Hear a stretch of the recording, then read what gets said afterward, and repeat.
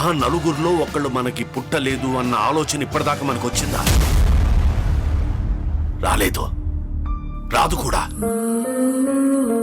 అరవిందు మన బిడ్డే, అవని మన బిడ్డే, ఆనందు మన బిడ్డే, అమూల్య మన బిడ్డే.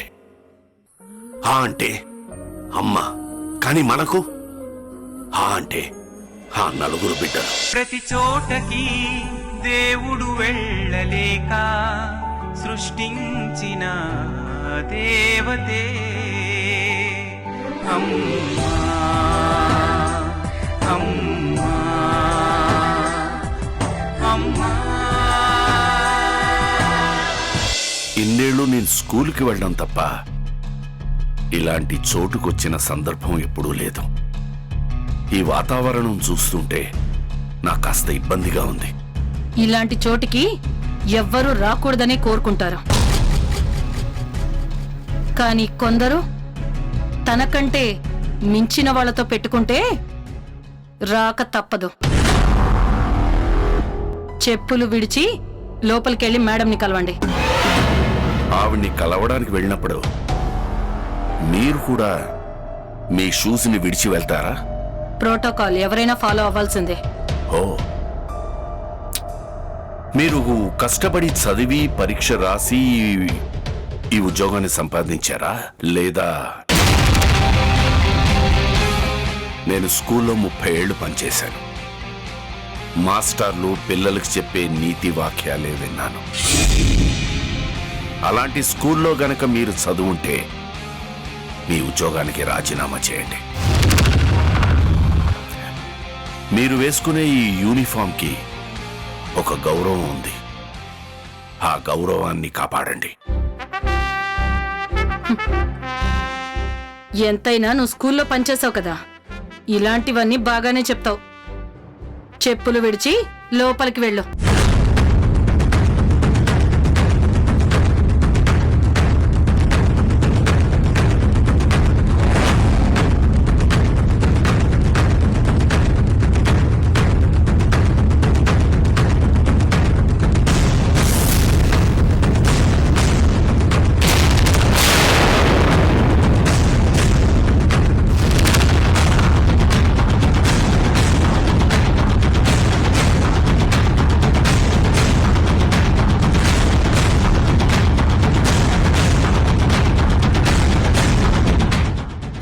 నాకు తెలుసు సూర్యం, నువ్వు పరిగెత్తుకుంటూ నా దగ్గరకొస్తావని.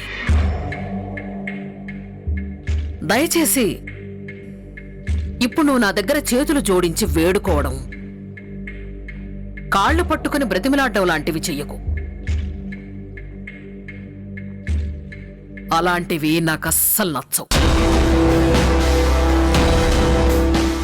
నీ పలుకుబడిని ఉపయోగించి జైల్నే నీ ఇష్టారాజ్యంగా మలుచుకున్నావు.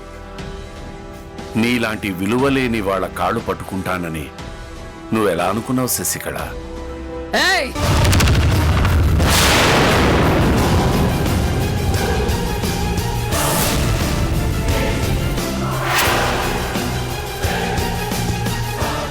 నేను నీ కాళ్ళు పట్టుకోవడానికి రాలేదు, నిన్ను హెచ్చరించడానికి వచ్చాను.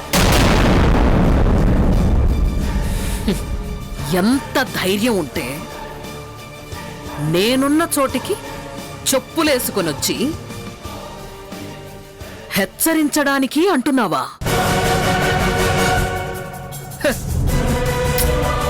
కలగంటున్నావా? ఎన్నో ఏళ్లగా ఈ జైలు గోడల మధ్య బతుకుతున్న క్రిమినల్వి. నీకుంటాయి పనికి మాలిన కలలు. నీతి నిజాయితీయే ఊపిరిగా ఉన్న ఈ సూర్యనారాయణకి ఎలాంటి పనికి మాలిన కలలు ఉండవు. ఇక చెప్పులంటావా? నీలాంటి వాడ దగ్గరికి చెప్పులు వేసుకునే రావాలి. నువ్వు అనుకుంటున్నట్టు భయం భయపడ్డం లాంటివి నాకుండవు.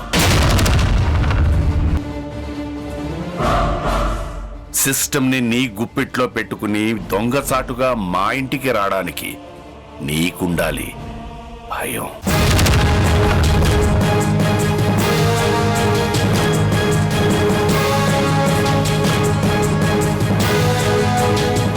ఈ జైల్ని నీ ఇంటిగా మార్చుకుని రాజభోగాలు అనుభవిస్తున్న నీకు లేని భయం, కష్టపడి సంపాదించి ఉన్న దాంట్లో తృప్తిగా బతుకుతున్న ఈ సూర్యనారాయణకి ఎప్పుడొస్తుందో తెలియని చావుకే భయపడ్డు.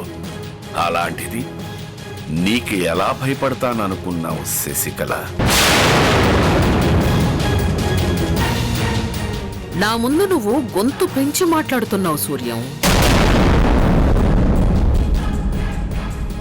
మూల్యం చెల్లించుకోవాల్సి వస్తుంది.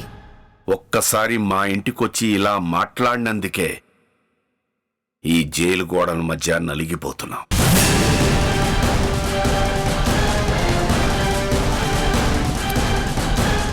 శశికళ, నీతో పోటీ పడ్డానుకో లేదా నీకు సవాలు విసరడానికో నేను ఇక్కడికి రాలేదు. అనవసరంగా మా జోలికి రావద్దు. ఆ నలుగురు నా పిల్లలే. నా పిల్లలే నా ఆస్తి, నా పిల్లలే నా బలం. ఒక పాము నుండి ఒక పక్షి తన పిల్లల్ని కాపాడుకోవడం కోసం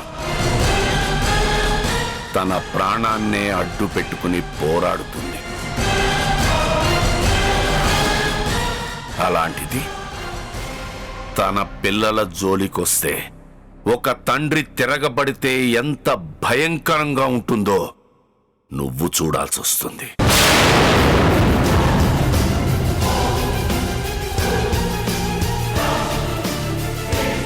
శశికళ, జీవితంలో నాకు కోపం వచ్చేది ఒకే ఒక్క సందర్భంలో.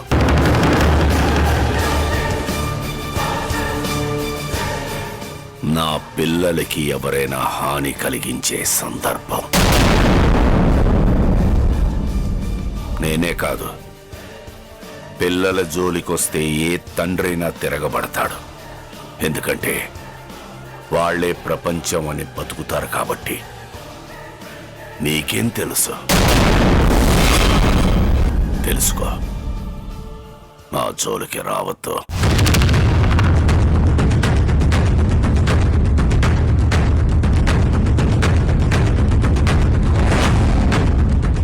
శశికళ, నిన్ను చూసి భయపడి బయట చెప్పులు విడిచిపెట్టి రావడానికి నేను జైలన్నీ కాను.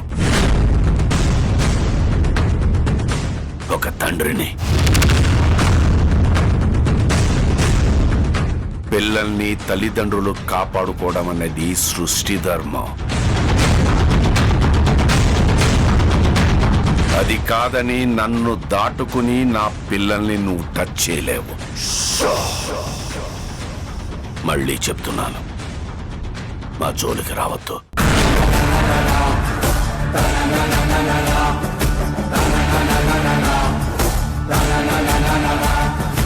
Thank you.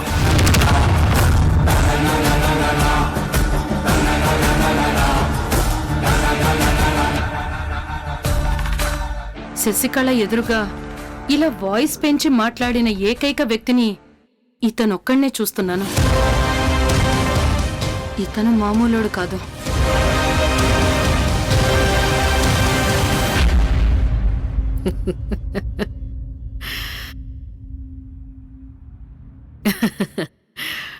Middle class emotions, ఎండు తాటాకు గాంభీర్యం.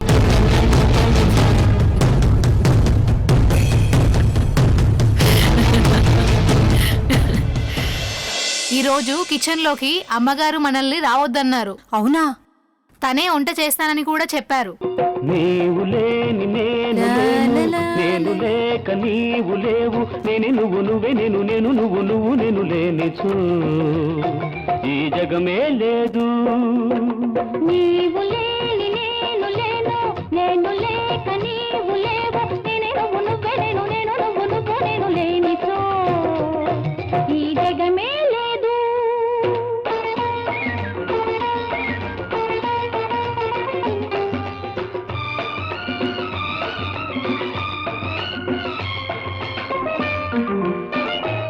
ఈ రోజు నాకు చాలా చాలా హ్యాపీగా ఉంది. ఫస్ట్ టైం నేను కిచెన్ లోకి వచ్చాను. నా వంట నేనే చేసుకునేంత happy. I'm very very very happy. ఈ విషయం అయ్యగారికి బానమ్మ గారికి తెలిస్తే షాక్ అయిపోతారు. మరిప్పుడు ఎలా?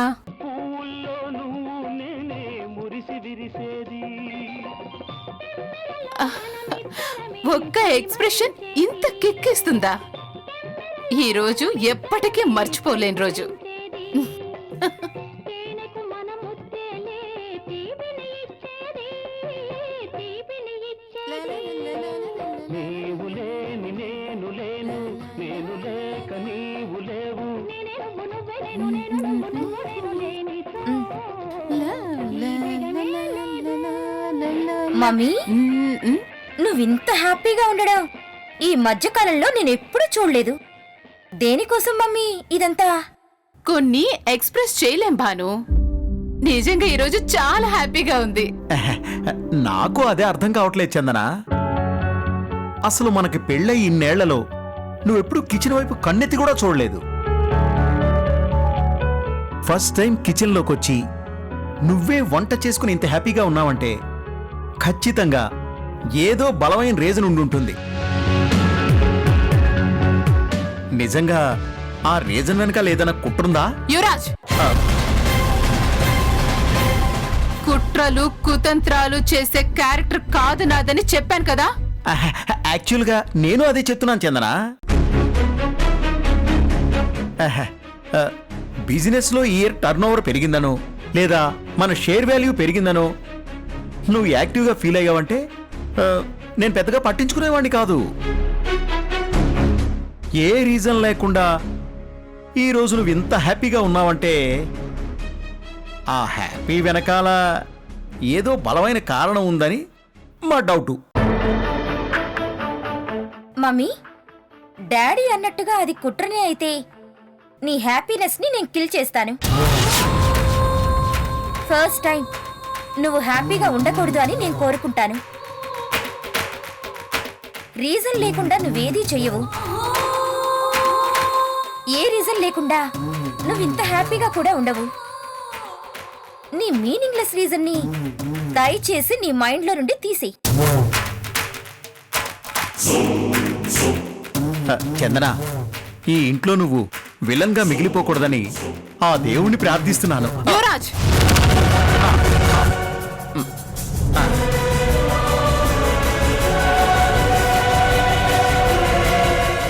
I'm not a villain Yuvraj.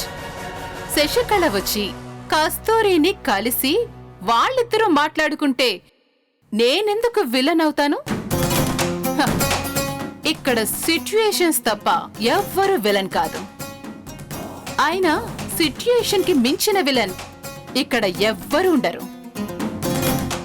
I'm not a villain, situation is villain. Sasikala ఏదో చెప్తే గుండె పగిలిపోయేలా ఎక్స్ప్రెషన్ కస్తూరి ఇచ్చింది అంటే ఆ సిట్యుయేషన్ ఎంత పెద్ద విలన్ అయి ఉంటుంది. అసలు శశికళ బయటకొచ్చి ఏం చెప్పుంటుంది? ఏ మాటకి కస్తూరి ఫేస్ లో ఎక్స్ప్రెషన్ మారిపోయింది? అసలు వాళ్ళిద్దరి మధ్య ఉన్న రహస్యం ఏంటి?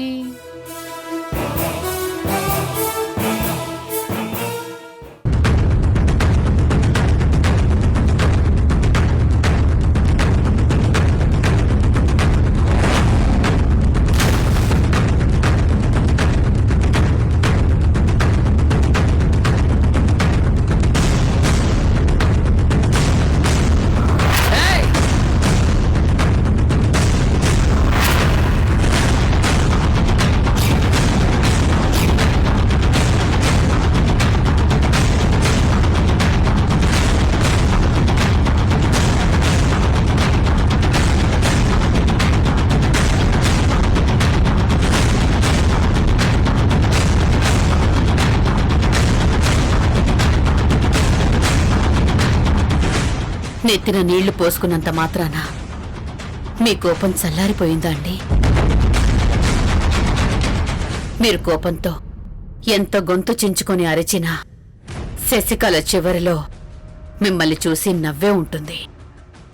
అదే కదా జరిగింది. నేను శశికళ దగ్గరికి వెళ్ళొస్తున్నానని నీకెలా తెలిసింది?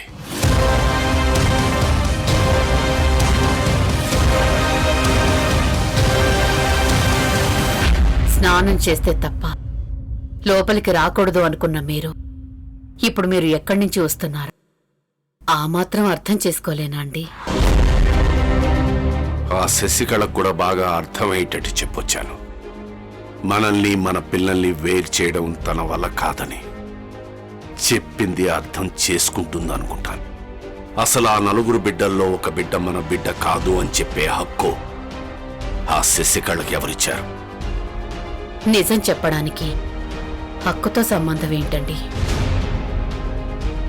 ఈరోజు జైల్లో ఉన్న శశికళ దగ్గరికి వెళ్ళి మనం అరచినా బాధపడ్డా నిజమైతే అదే కదండి. అంటే నిజం అదే కదా అని మన బిడ్డల మీద ఉన్న ప్రేమను చంపుకుంటావా? వాళ్ళని దూరం చేసుకుంటావా?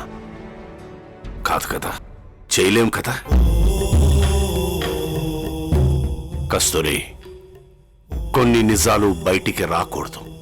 అవి అలాగే భూస్థాపితం అయిపోవాలి. ఇది కూడా అంతే. శశికళ వరకు వచ్చాక ఇది భూస్థాపితం అవుతుందని ఎలా అనుకుంటున్నారండి? అంటే శశికళకి భయపడిపోవాలా? తన కాళ్ళు పట్టుకుని ఇది ఎవరికీ చెప్పొద్దు అని ప్రాధేయపడాలా? చెప్పు కస్తూరి. ప్రాధేయపడండి అని చెప్పడం లేదు, ఆవేశపడొద్దు అని చెప్తున్నాను. అంటే ఇంత జరిగినా చేతులు కట్టుకుని నిలబడమంటావా, లేదా చూస్తూ ఊరుకోమంటావా? ఏమండి, పరిస్థితి మనకు అనుకూలంగా లేనప్పుడు మనమెంత నిజాయితీగా ఉన్నా, మనమెంత బాధపడ్డా ఎవ్వరూ అర్థం చేసుకోరు. మన ప్రాణం పోతున్నా హేళనగా మాట్లాడుకుంటారే తప్ప అయ్యో పాపం అని ఒక్కరు కూడా అనుకోరండి. ఏమండి, ఈ నిజం శశికళ దగ్గరే ఆగిపోవాలి. పిల్లల వరకు తెలిస్తే మా నలుగురిలో మీ రక్తం పంచుకొని పుట్టని ఆ ఒక్కరు ఎవరమ్మా అని అడిగేంత వరకు మనం తీసుకురావద్దండి. అర్థం చేసుకోండి. శశికళకు తల వంచకపోయినా పరిస్థితులకు తల వంచండి. కొద్ది రోజులు ప్లీజ్. చూడు కస్తూరి, నువ్వు అనుకుంటున్న ఆ పరిస్థితులు కూడా మనల్ని మన బిడ్డల్ని వేరు చేయలేవు. ఇన్నాళ్ళు వాళ్ళ కోసమే కదా అన్నీ త్యాగం చేసి బతికాం. వాళ్లే మన ప్రపంచం అని బతికాం. వాళ్లలో ఒక్కరిని వేరు చేసినా మనం బతకలేం కస్తూరి. ఇంకే ఈ విషయాన్ని ఇంతటితో వదిలే కస్తూరి.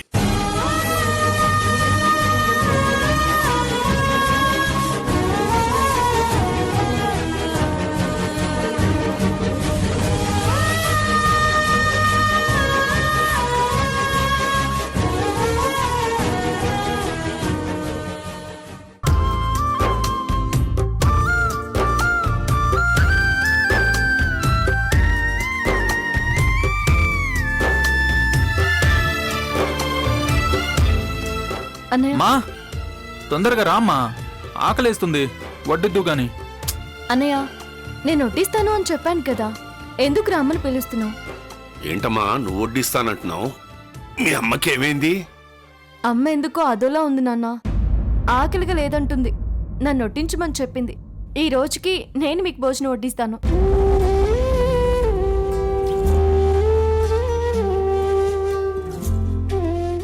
మీ అమ్మ లేకుండా నేను ఒంటరిగా కూర్చుని భోంచేస్తే నాకు ముద్ద దిగదమ్మా. సరే, మీరు భోంచేయండి.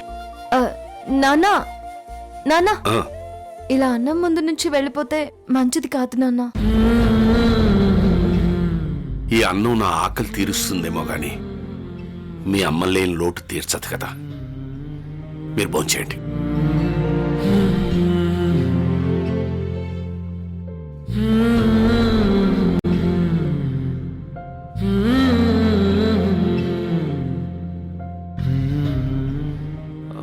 అవునే, ఏం జరిగిందే? అమ్మెందుకు భోజనం చేయట్లేదు? ఎందుకో ఏదో పోగొట్టుకునే దానిలా అమ్మ ఈ మధ్య ఎక్కువ బాధపడుతుంది.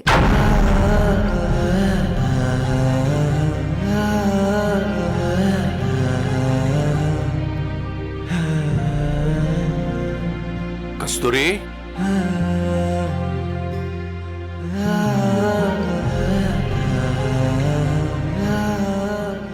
చూడు కస్తూరి, నువ్వు ఇలా బాధపడుతూ కూర్చుంటే పిల్లలు భోంచేయటం లేదు.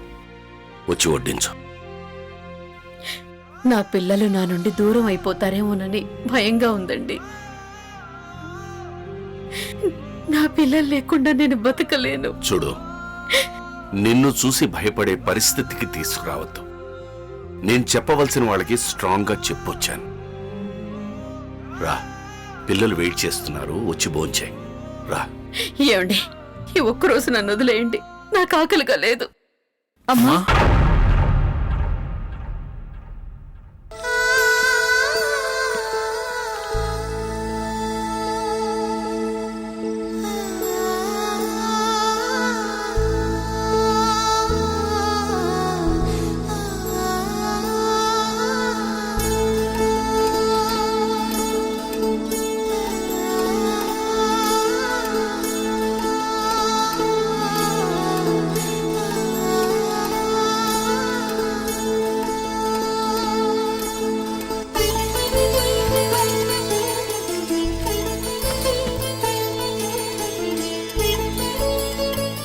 అమ్మా, నిన్ను రమ్మంటే నువ్వు రావడం లేదని మేమే వచ్చేసాం.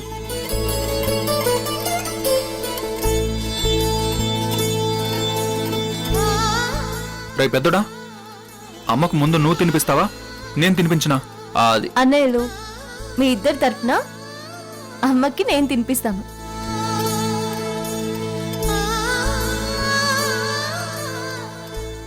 అసలు ఎవరు మీరు? కళ కళ కళ శశి కళ కళ.